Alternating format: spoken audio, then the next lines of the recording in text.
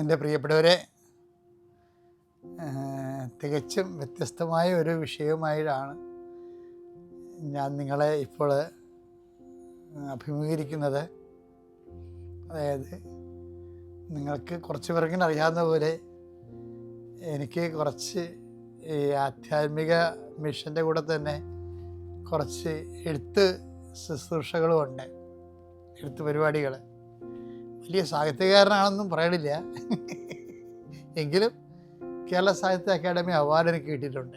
അത് കിട്ടിയിരിക്കുന്നത് നിസ്സാരമല്ല, വൈജ്ഞാനിക സാഹിത്യത്തിനുള്ള അവാർഡാണ്. അതുപോലെ തന്നെ എൻ്റെ പുസ്തകങ്ങളെല്ലാം പ്രസിദ്ധീകരിക്കുന്നത് കേരളത്തിലെ അക്കാദമികളാണ് പ്രസിദ്ധീകരിച്ചിരിക്കുന്നത്. അതായത് ഒന്നാമത്തത് ഈ സാഹിത്യ അക്കാദമി അവാർഡ് ലഭിച്ച പുസ്തകം എൻസൈക്ലോപ്പീഡിയയാണ്, ചവിട്ടുകാട് എൻസൈക്ലോപ്പീഡിയ. സാംസ്കാരിക ലോകത്ത് കുറേ വർക്ക് ചെയ്തിട്ടുണ്ട്. അത് എൻ്റെ ഒരു മിഷനാണ് കർത്താവ് ഏൽപ്പിച്ചത്. അപ്പോൾ അതിലെയാണ് കേരള സാഹിത്യ അക്കാദമി എൻ്റെ ഒരു പുസ്തകം പ്രസിദ്ധീകരിച്ചിട്ടുണ്ട്, ചവിട്ടുനാടകം സംഗീതവും സാഹിത്യവും. കേരള സംഗീത നാടക അക്കാദമി ഒരു പുസ്തകം പ്രസിദ്ധീകരിച്ചിട്ടുണ്ട്, ബ്രിജീന ചവിട്ടുനാടകം പഠനം. പിന്നെ കേരള ഭാഷാ ഇൻസ്റ്റിറ്റ്യൂട്ട് എൻ്റെ 2 പുസ്തകം പ്രസിദ്ധീകരിച്ചിട്ടുണ്ട്.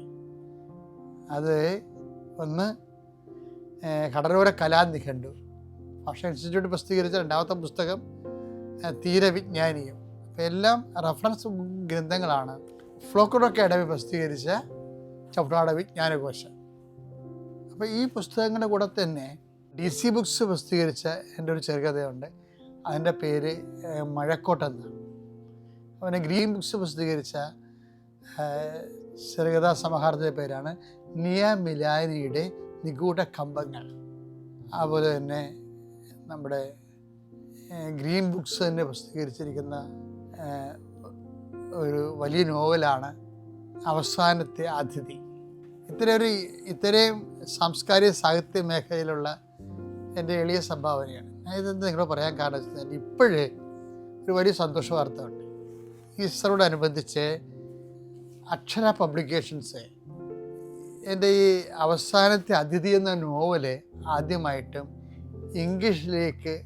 English version edition പ്രസിദ്ധീകരിക്കുകയാണ്.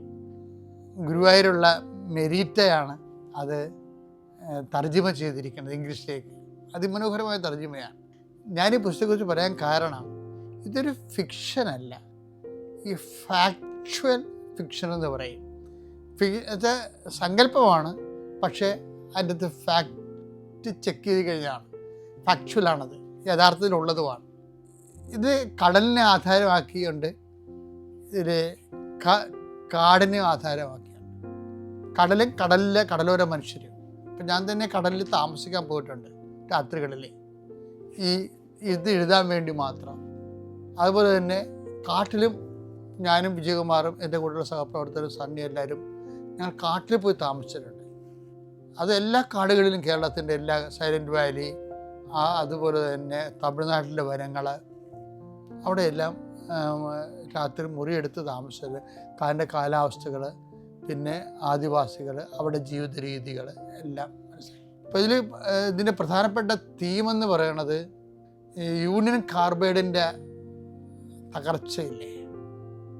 Union carbide അതിനുശേഷം ഇന്ത്യയുടെ അന്തരീക്ഷത്തിൽ വന്ന കോർപ്പറേറ്റ് ഇൻവെസ്റ്റ്മെൻറ്റിൽ നിന്നുണ്ടായിട്ടുള്ള കാർഷിക മേഖലയ്ക്ക് വേണ്ടി ചെയ്തിരിക്കുന്ന മുതൽമുടക്കിൽ നിന്ന് അശ്രദ്ധ മൂലം ഉണ്ടായിരിക്കുന്ന അന്തരീക്ഷ മലിനീകരണം, അതിൻ്റെ ബലിയാടുകൾ, അതിൻ്റെ പ്രതിവിധികൾ അന്വേഷിച്ചുള്ള യാത്ര, കടലും കായലും കാടുമൊക്കെ തിരഞ്ഞുകൊണ്ട് ഒരു അന്ത്യ പ്രതിവിധിക്ക് വേണ്ടിയുള്ള ഇതിൻ്റെ സിദ്ധാർത്ഥ് എന്ന് പറയുന്ന ഒരു ഹീറോയുടെ യാത്രയാണ്.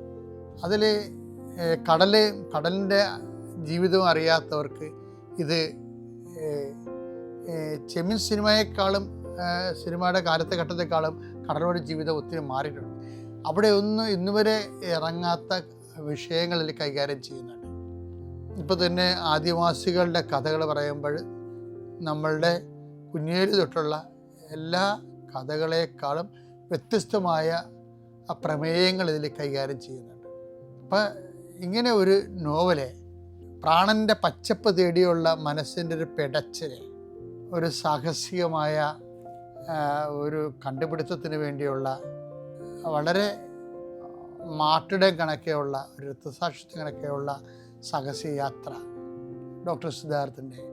അതിലൂടെ ഇതിൽ വിരിയുന്ന കടലും കായലും നമ്മുടെ പരിസ്ഥിതിയും അതിൻ്റെ നിലനിൽപ്പിനെക്കുറിച്ചുള്ള ആശങ്കകളും അതിൻ്റെ അതിജീവനത്തിനുള്ള മാർഗങ്ങളും എല്ലാം കൂടി വളരെ നല്ലൊരു ബുക്കാണിത്. ഞാനതിൻ്റെ 17 വർഷമൊക്കെ എടുത്തെഴുതിയതാണ്. അതിപ്പോൾ ഇന്ന് ഇംഗ്ലീഷിലേക്ക് വരികയാണ്. നിങ്ങളതിൻ്റെ ഓരോ കോപ്പി വാങ്ങിച്ച് ഈ മേഖലയെ അതുപോലെ തന്നെ ഈ പ്രവർത്തനങ്ങളെയും വിജയിപ്പിക്കണമെന്ന് കൂടി വ്യക്തിയോട് അപേക്ഷിക്കുകയാണ്, അഭ്യർത്ഥിക്കുകയാണ്. ഇത് ഈസ്റ്ററിന് മുമ്പ് ബുക്ക് ചെയ്യുന്നവർക്കെല്ലാം അച്ഛൻ്റെ സൈൻ ചെയ്ത കോപ്പി നിങ്ങൾക്ക് ലഭ്യമാക്കാൻ ശ്രമിക്കും. അത് ഒരിക്കൽ കൂടി നന്ദി.